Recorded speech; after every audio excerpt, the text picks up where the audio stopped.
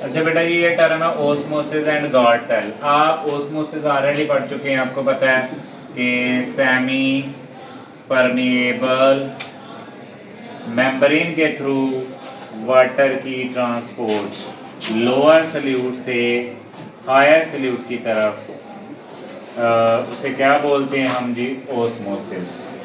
ठीक है क्या? ये ओस्मोसिस है। यहाँ पे ये गॉड सेल का क्या कैरेक्टरिस्टिक्स है? What is guard cell? बेटा जी एक वर्ड है स्टोमेटा या स्टोमा कहते हैं, स्टोमेटा। ये जो लीव्स होते हैं इनकी लोअर एपिडर्मस के अंदर, लोअर एपिडर्मस, ये जो लोअर एपिडर्मस है इनके अंदर ओपनिंग होती है, स्मॉल ओपनिंग। उन ओपनिंग को हम क्या बोलते हैं? स्टोमेटा। जो स्टोमेटा है वो मेड अप, वो किन चीजों से मिलकर बना होता है? Two guard cells. और देयर आर लॉट ऑफ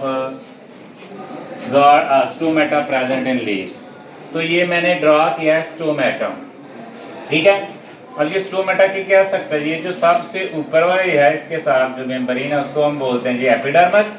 इसी के अंदर जो है ना क्या है जी? सुराख हैं। और ये दो सेल हैं बीन लाइक, इनको हम गॉड सेल बोलते हैं। और दरमियान में क्या है? इनके ये ओपनिंग सुराख है। ठीक है। ये क्या बनाती है जी? आपका स्टोमेटा। और lot of stomata are present in this epidermis. और ये जो साइड पे मैंने बनाया इनको बोलते हैं सब साइडरी सेल्स, साइड की तरफ से। ठीक है। अब क्या चक्कर होता है ओस्मोसिस और गॉड सेल का? क्या रिलेशनशिप है? तो दो तरह से होता है, at day time, at night. At day time different होता है और एट नाइट डिफरेंट होता है। कैसे? एट नाइट क्यों?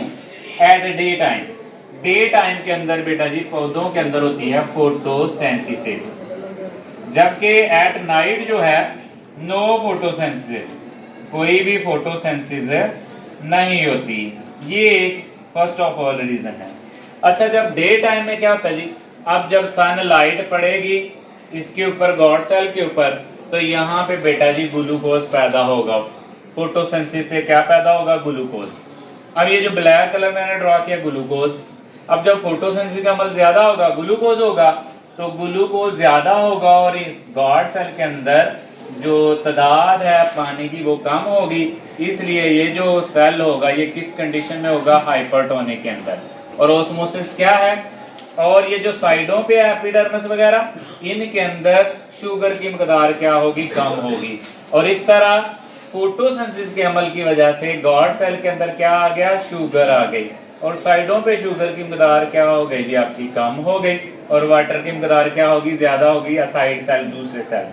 और इस तरह जो वाटर है वो फिर एपिडर्मिस से किसकी जानब आएगा? गॉड सेल्स की तरफ। गॉड सेल के अंदर वाटर फिल्ड हो जाएगा। जब वाटर फिल्ड हो जाएगा तो ये जोर लगाएंगे और एक कमान की तरफ बहुत शेप्स की हो जाएंगे और सेंटर से ओपनिंग हो जाएगी, पोर्स ओपन हो जाएंगे। और इस तरह जब ये ओपन हो जाएगा तो इसके जरिए क्या होगा जी? एक्सचेंज ऑफ गैसेस वगैरह सब कुछ होगा। तो ओस्मोसिस हुई किसकी मदद से? गॉड सेल की मदद से। ओके। तो एट डे टाइम इसके जिम्मेदार कौन है जी? फोटोसिंथेसिस। ठीक है। अब इरेक्ट होगी, ओपन होगी। अब एट नाइट आ जाए तो नाइट के अंदर जो है नो फोटोसिंथेसिस, फोटोसिंथेसिस होती नहीं है। जब फोटोसिंथेसिस नहीं होगी तो फिर क्या होगा? इधर देखो, अब ये जो आपके गार्ड सेल से इनके अंदर शुगर की मकदार में क्या हो जाएगी? कमी हो जाएगी, वो यूज हो जाएगी। ठीक है। और ये किस कंडीशन में आएगा? हाइपोटोनिक कंडीशन के अंदर। जब ये जो साइड वाले सेल्स हैं यहाँ पे क्या होगी आपकी जी? शुगर की मकदार क्या होगी? ज्यादा होगी। और इस तरह जो वाटर है वो गॉड सेल से किसकी जानब जाएगा? सब साइड सेल की तरफ, एपिडर्मिस की तरफ जाएगा। तो ये जो आपके दो गार्ड सेल हैं ये लूज हो जाएंगे, फ्लैसिड्स हो जाएंगे। जब ढीले पड़ जाएंगे, फ्लैसिड हो जाएंगे, तो ये आपस में मिल जाएंगे। जब मिल जाएंगे तो ये स्टोमेटा क्या हो जाएगा? क्लोज हो जाएगा, बंद हो जाएगा। तो नो एक्सचेंज, नो एक्सचेंज होगी। ठीक है। क्या no exchange? Gas, water etcetera, कोई भी चीज जो है उसका एक्सचेंज नहीं होगा। जब एक्सचेंज नहीं होगा तो वो क्लोज स्टोमेटा कहेंगे। इसे कहेंगे क्लोजर ऑफ स्टोमेटा, स्टोमेटा का खुलना और बंद होना। अब इसमें दो चीजों का किरदार है, एक ओस्मोसिस का और दूसरा गॉड सेल का।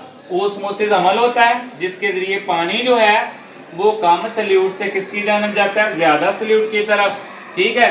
और डे टाइम के अंदर वो गार्ड सेल की तरफ पानी आता है, और नाइट टाइम की तरफ गार्ड सेल से किसकी तरफ चला जाता है, साइड सेल की तरफ। इसलिए day time stomata guard cell की मदद से ओस्मोसिस अमल की वजह से ओपन हो जाते हैं, और रात के वक्त जो है वो गार्ड सेल जो है वो लूज हो जाते हैं।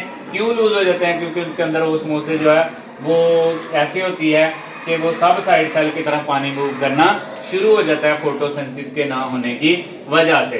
तो this is very helpful for opening and closing of stomata. Stomata के खुलने और बंद होने में अहम किरदार अदा होता है ओस्मोसिस का और गार्ड सेल का। इसके अलावा आयंस का भी अहम किरदार होता है, पोटेशियम आयन का, लेकिन here we mention only osmosis and guard sales.